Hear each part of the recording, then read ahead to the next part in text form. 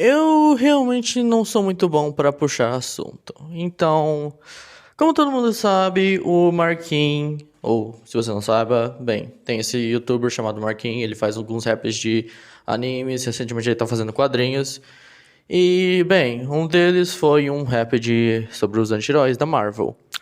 Eu assisti ele, a edição ficou massa, a escolha pra interpretar as vozes ficou ótima. Só que a interpretação dos personagens, particularmente do Deadpool, essa em particular não ficou muito boa pra mim. What? E isso não é uma crítica contra a música do Marquinhos. Ela foi boa. O que acontece é que eu tenho um problema com a interpretação usada no vídeo do personagem do Deadpool. E então, por isso, eu estou tomando a oportunidade de puxar o assunto para poder falar do tópico de hoje, que neste caso será sobre os anti-heróis em geral. No que se faz um anti-herói, do que o difere de um herói e do que o difere de um vilão. Tipo, sei lá, o Doutor Destino comparado ao Homem-Aranha. Tem uma uma diferença entre os dois. No geral, um anti-herói não age da mesma maneira que um herói comum. Eles são uma mistura entre a linha entre o vilão e o herói. Igual o anti-vilão, que é a mistura do herói com o vilão, geralmente sendo o oposto.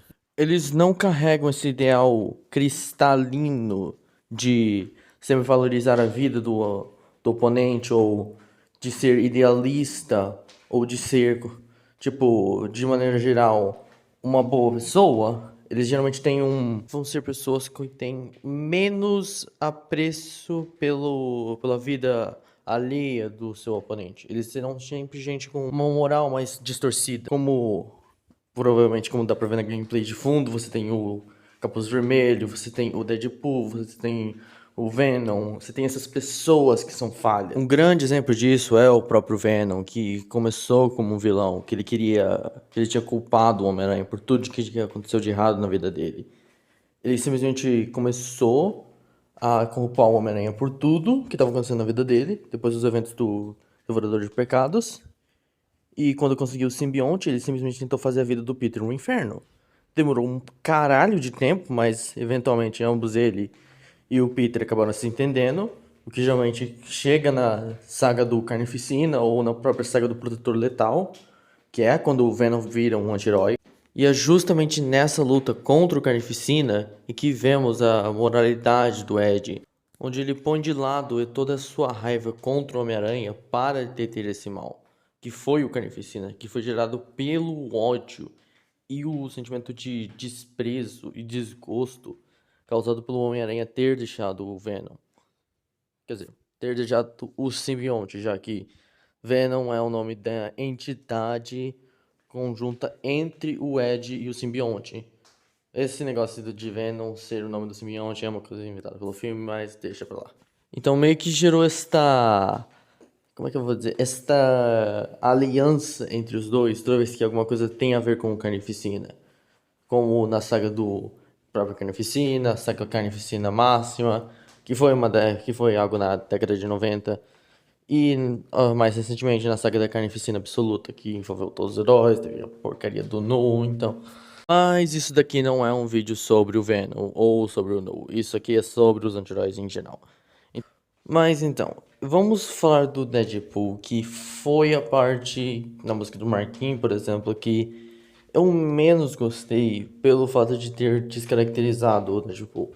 E você pode até dizer, mas ele tá falando da HQ do Deadpool, tá falando daquela vez que ele matou a Marvel. Em primeiro lugar, nessa lista inteira, Deadpool não matou o universo Marvel. Não sei porque eu tenho que falar isso.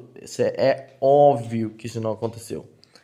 Isso foi uma versão alternativa do Deadpool, com o seu próprio universo, com as próprias regras, e que teve um puta de um roteiro envolvido. Todos aqueles heróis não são os mesmos. São um bando de versão cópia que tá só lá pra morrer e só pra apanhar.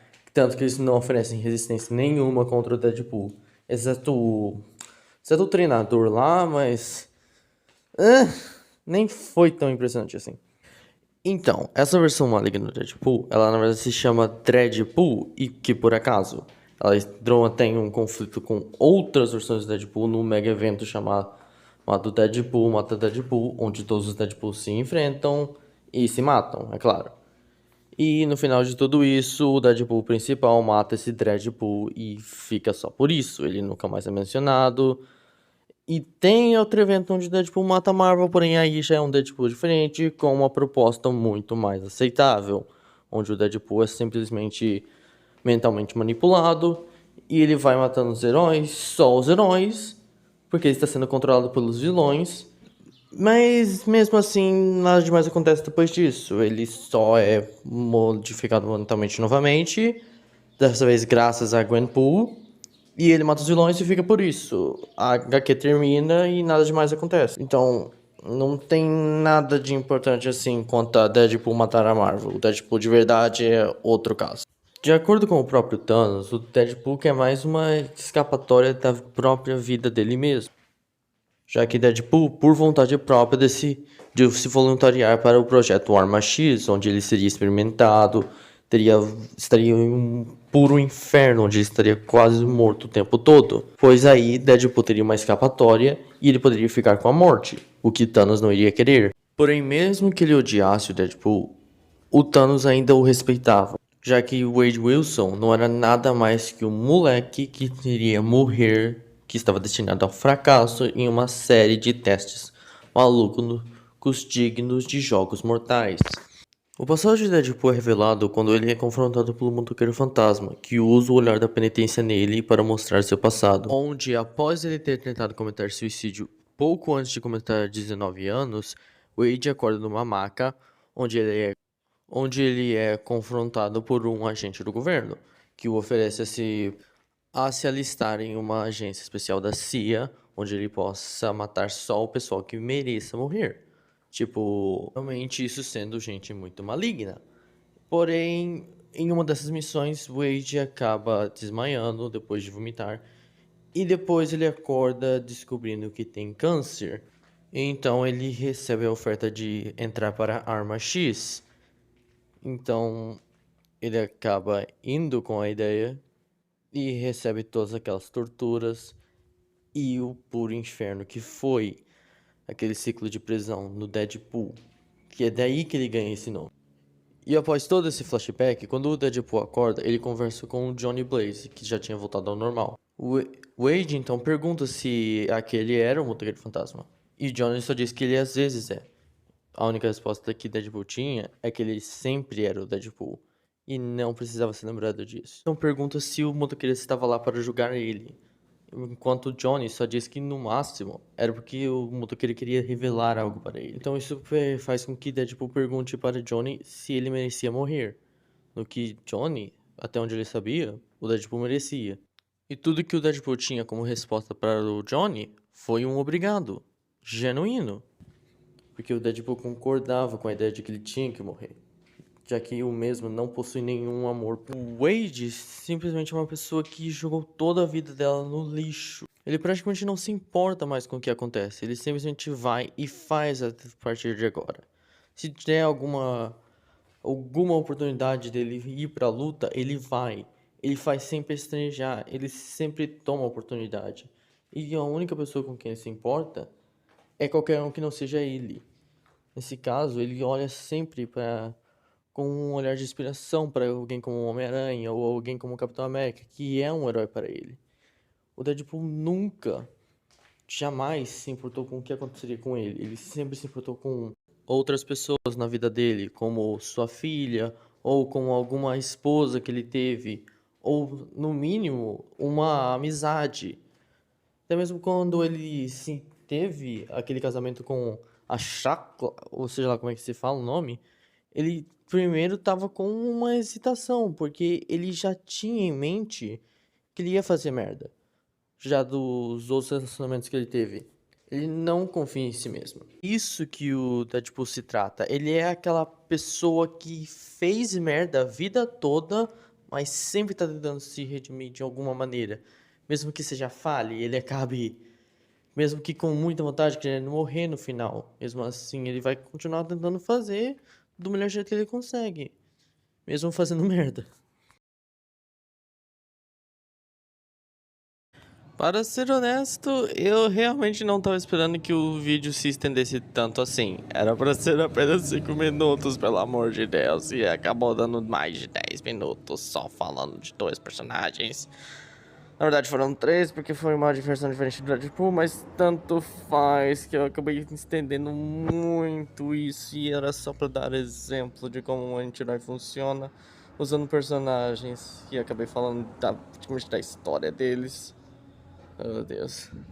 De uma maneira mais simplificada para eu dizer isso, anti-heróis não passam de indivíduos que viram juiz, júri e executor, praticamente ignorando a lei, totalmente ela, e simplesmente executando os bandidos ou vilões.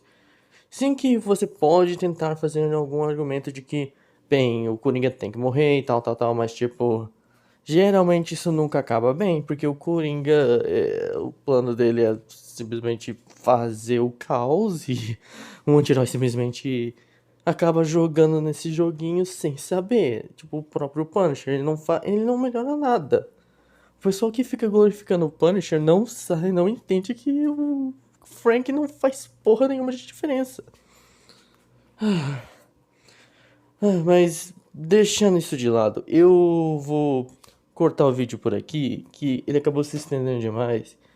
E no momento eu ia, tipo, falar do Capuz Vermelho, mas aí eu percebi que se eu tentasse falar do Jason, isso iria acabar entrando em conflito com a moralidade do Batman, que eu teria que abordar aqui também. Quer dizer, não é que entra em conflito, mas geralmente se você fala do Capuz Vermelho, vai ter gente que vai ter que abordar o Batman. Então eu vou deixar isso para um vídeo separado, onde eu tratarei entre o ponto de vista do Batman e o ponto de vista do Jason e como funciona a regra de não matar do Bruce, que muita gente simplesmente não entende pela falta de contexto. Tem muita coisa que tem a ver com o fato do Bruce não matar e o porquê de que isso é uma coisa ruim. Existe um porquê o Batman não mata. E não é que, ele é só um bosta que não faz nada. Ele só tenta. Ele só prende o cara pra ele depois fugir. Não é assim que funciona. Então, se é só isso, gente, eu falo com vocês depois.